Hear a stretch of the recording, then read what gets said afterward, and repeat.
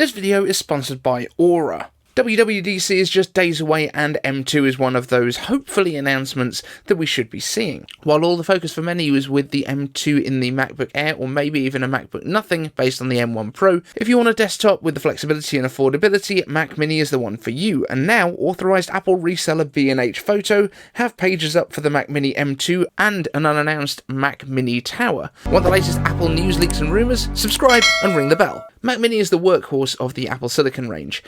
It might lack the glamour and sex appeal of the iMac, but if you want something to fit into a desktop setup that you can easily expand or switch out, Mac Mini is amazing. Need a media center PC? Perfect. Something to keep your archive disks plugged into for your laptop to access over a network? Mac Mini made massive waves when it was announced, becoming Japan's biggest selling desktop in 2021, and starting at $699 direct from Apple or renewed on Amazon from $528, it's an absolute steal. It's what I use every day to make this channel. Now don't get me wrong, the iMac with M1 is a beautiful machine. The 24-inch 4.5K panel looks amazing, but the beauty of the Mac Mini is that you get to make all the choices. Here, I'm using a 4K TV as my main display, and I get to pick how big I want. There's far more connectivity as well: HDMI, a pair of USB-C Thunderbolt ports, a pair of USB-A 3 ports, headphones, and an Ethernet jack as standard. Now, admittedly, the USB-A port started out as being there for the keyboard and the mouse if you were coming over from a PC, BYOKDM style, but use Bluetooth and you get a bunch of extra fast connection bandwidth. When November 2020's One More Thing event was announced with the MacBook Air and MacBook Pro and the Mac Mini, the desktop took everyone by surprise. Well, I mean, most people anyway. I'd actually been saying it made sense from September, given that the developer transition kit was in a Mac Mini enclosure. It all just made sense. But now it's 2022, and by all accounts we're expecting to see the M2 arrive in the new MacBook Air at WWDC tomorrow. Everyone's been talking about it, what colours it might be, although Mark Gurman has over the weekend mentioned that a full range of colours might have been an overblown rumour. He apparently expects the same three colours we have right now: silver, space grey and gold, but with the gold possibly changing to a more champagne shade, starlight. And there could be a blue as well. Seems odd, but I guess we don't have too long to wait. Rumours have subsided about the Mac Mini though, but this B&H news is interesting. This is by no means a confirmation, but B&H is a major stockist for Apple. It could just be them preparing for any eventuality, meaning that the links are ready if they're going to do an email marketing push or something along those lines, or it could be that they've already placed their orders with Apple and they're simply preparing their website. Time will tell. So what are we expecting with the Mac Mini M2, and should you wait? We'll come back to the Mystery Tower version afterwards. Now, John Prosser released images of a potential redesigned Mac Mini way back about a year ago via Front Page Tech, showing the inlaid top panel, reported to be polycarbonate at the time, but I'd assume a glass panel, given Apple's recent materials choices. The look is low like the current model, but the top panel gives vibes of the original PowerPC Mac Minis, which were a little bit kind of smaller footprint, but taller. And taking out the all-metal enclosure on the top would mean that the device is far more radio transparent, important as the Mac Mini is notoriously bad at wireless connections like Bluetooth, with one of the biggest complaints about the M1 when it arrived being that keyboard and mouse connections would drop quite often. In terms of connectivity, the redesign showed the same ports as before apart from two additional Type-C USB ports, although it's unclear if these are Thunderbolt. The power cable socket was replaced by the same one as the iMac M1, the round magnetic attachment, and strangely the headphone jack was completely absent.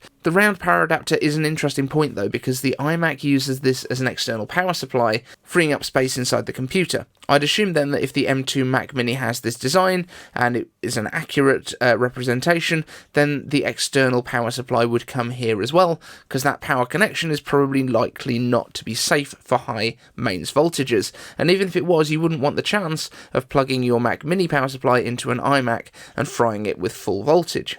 That would be messy. The M2 itself looks to be an evolution of the M1 with A15 cores instead of A14 in the 4 efficiency and 4 performance core layout, but with a pair of additional GPU cores bringing the total to 10. CPU performance would be a low double-digit improvement percentage-wise, with the bigger change being almost 50% faster graphics processing from the faster and more cores. Removing the power supply unit to an external brick, however, would give more space for cooling inside, as well as removing the heat that the power supply itself generates, so expect even quieter running and cooler temperatures. But this Mac Mini Tower Is that really what we're likely to see? A taller Mini? I thought that was called the Studio. This could be a reference to Apple's much rumoured Mac Pro replacement with Apple Silicon, also touted to be revealed at the event but not expected to ship until later in the year, or it could be a Mac Mini with M2 Pro potentially, as B&H has likely not seen what form factor such a machine would be. Without the power supply inside, there would certainly be adequate room to cool a more powerful SoC, with the M2 Macs being reserved for the roomier M2 Studio alongside a future M2 Ultra. So let me know your thoughts below, and don't forget to leave any questions you've got down in the comments section. Don't forget to set your reminders for our live stream tomorrow, because that's going to be pretty awesome, and we'll be answering all your questions. We'll be live streaming basically throughout the event, although I won't be showing the event, and then we'll be hanging around afterwards to have a chat. Thanks to all the Patreons, and we will see you tomorrow. Do you know what the fastest growing crime in America is? For years, the crime rate has been surging and affecting millions of Americans. I'm talking about identity theft, and there's a new victim every 14 seconds. Yet despite this, those who have their identity stolen are often shocked when it happens. Imagine trying to log into your email account only to see that your password has changed hours ago.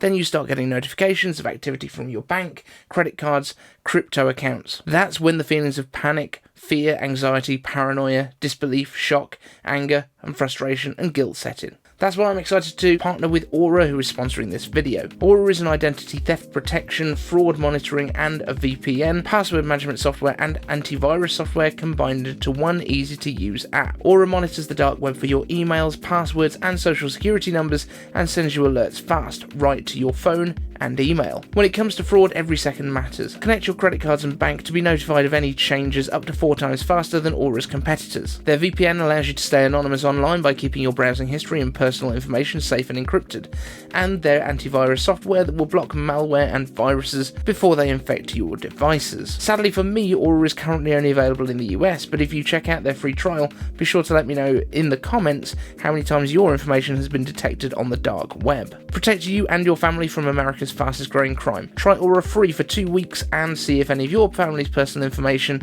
has already been compromised. Start your free trial at aura.com/iCaveDave. Thank you to Aura for sponsoring the show.